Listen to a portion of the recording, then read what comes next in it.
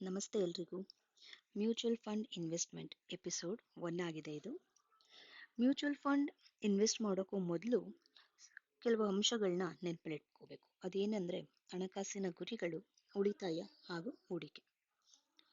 So ಒಬ್ಬ ವ್ಯಕ್ತಿ 20,000 ದುಡಿತಾ ಇದ್ದಾನೆ ತಿಂಗಳಿಗೆ ಅಂತ ಅನ್ಕೊಂಡ್ರೆ, ಸೊ ಅವರ ಖರ್ಚು 6,000 ಇದೆ, EMI 6,000 ಕಟ್ತಾ ಇದ್ದಾರೆ ಅನ್ಕೊಂಡ್ರೆ, EMI ಎಲ್ಲರೂ ಕಟ್ತಾ ಇರಲ್ಲ, ಕೆಲವರು ಲೋನ್ ಮಾಡ್ಕೊಂಡಿರ್ತಾರೆ, 6,000 ಕಟ್ತಾ ಇದ್ದಾರೆ ಅಂತ ಭಾವಿಸ್ಕೊಳ್ಳೋಣ.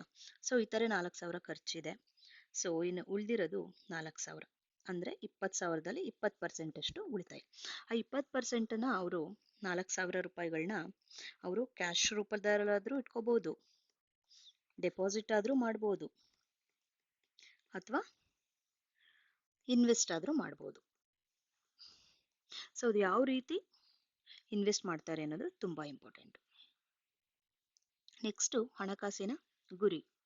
ಹಣಕಾಸಿನ ಗುರಿ ಅನ್ನೋದು ತುಂಬ ಇಂಪಾರ್ಟೆಂಟ್. ನಾವು ಯಾವ ಇನ್ವೆಸ್ಟ್ ಮಾಡೋಕ್ಕೂ ಮೊದಲು ನಾವು ಗೋಲ್ನ ಸೆಟ್ ಮಾಡ್ಕೋಬೇಕು. ಏನಕ್ಕೆ ಇನ್ವೆಸ್ಟ್ ಮಾಡ್ತಾ ಇದ್ದೀವಿ, ಯಾವ ಪರ್ಪಸ್ಗೋಸ್ಕರ ಮಾಡ್ತಾ ಇದ್ದೀವಿ ಅನ್ನೋದು. ಸೊ ಅದರಲ್ಲಿ 2 ರೀತಿ ನೋಡ್ಬೋದು, ದೀರ್ಘಾವಧಿ ಗುರಿ ಮತ್ತು ಅಲ್ಪಾವಧಿ ಗುರಿ.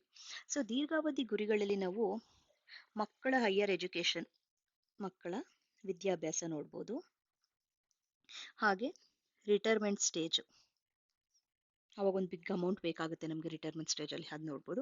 ಹಾಗೆ ಮಕ್ಕಳು ಮದುವೆ ಕೂಡ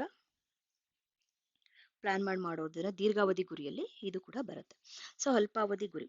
ಅಲ್ಪಾವಧಿ ಗುರಿಯಲ್ಲಿ ಕಾರು, ಬೈಕ್ಗೆ ನಾವು ಸ್ವಲ್ಪ ಡೌನ್ ಪೇಮೆಂಟ್ ಕಟ್ಟಬೇಕಾಗತ್ತೆ.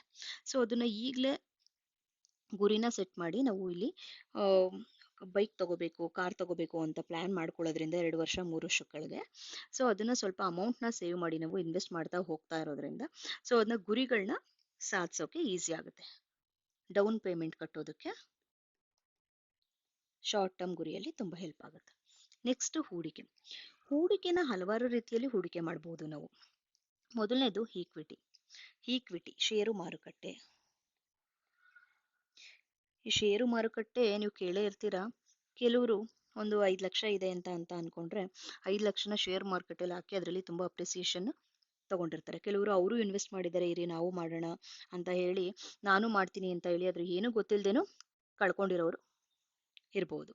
ಸೊ ನೆಕ್ಸ್ಟ್ ಸ್ಥಿರ ಆದಾಯ, ಫಿಕ್ಸ್ಡ್ ಇನ್ಕಮ್. ಎಷ್ಟು ಹೇಳ್ತಾರೆ ಹಾಗೆ ಫಿಕ್ಸ್ಡ್ ಇನ್ಕಮ್ ಅಲ್ಲಿ PPF ಬರುತ್ತೆ, public provident fund, recurring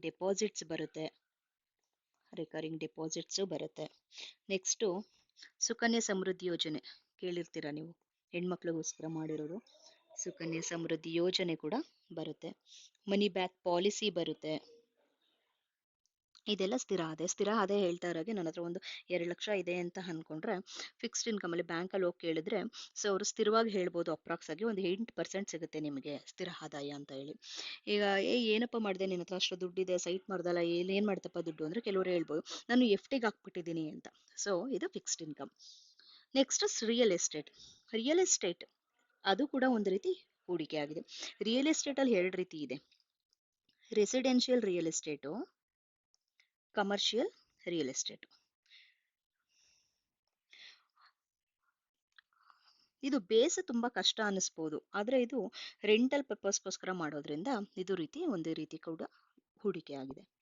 next mutual fund ಬಗ್ಗೆನೇ ನಾವು ಇಲ್ಲಿ ವಿಡಿಯೋ ಮಾಡ್ತಾ ಹೋಗ್ತಾ ಇರೋದ್ರಿಂದ ನೀವು ಮ್ಯೂಚುವಲ್ ಫಂಡ್ ಬಗ್ಗೆ ಸಂಪೂರ್ಣವಾಗಿ ನೆಕ್ಸ್ಟ್ ಎಪಿಸೋಡ್ಗಳಲ್ಲಿ ತಿಳ್ಕೊಬಹುದು.